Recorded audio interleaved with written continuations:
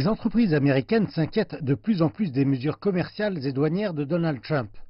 C'est ce qui ressort du compte-rendu d'une réunion en juin sur la politique de la Réserve fédérale américaine.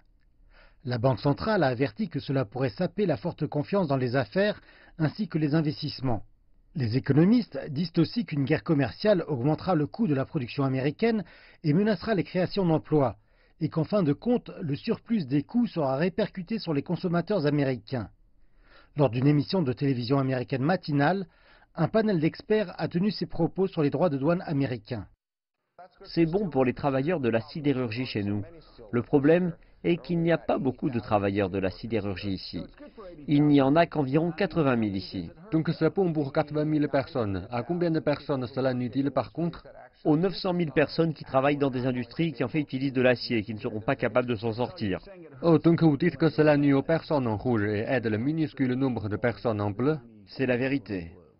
Et vendredi dernier, le ministre allemand des Finances Olaf Scholz a dit que les mesures commerciales des États-Unis nuiront à la fois aux États-Unis et aux autres pays.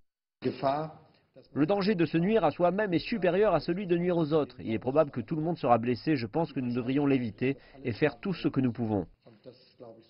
Les universitaires et les gens d'affaires disent aussi que le protectionnisme et l'unilatéralisme des États-Unis ont accru l'incertitude dans l'économie mondiale et heurté les règles de l'OMC, ce qui pousse davantage de pays à adopter des représailles. Mon sentiment est que ce que fait l'Amérique est illégal selon l'OMC. Autant que je puisse voir, ces actions sont toutes illégales. Le reste du monde devra décider que faire du système.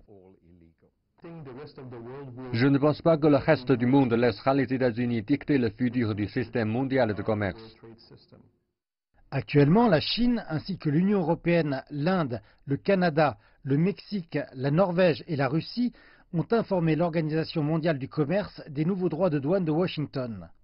Ensemble, ces pays et blocs entendent sauvegarder le libre-échange mondial et le système multilatéral. La Russie met aussi en place des droits de douane supplémentaires sur certains produits américains en guise de représailles.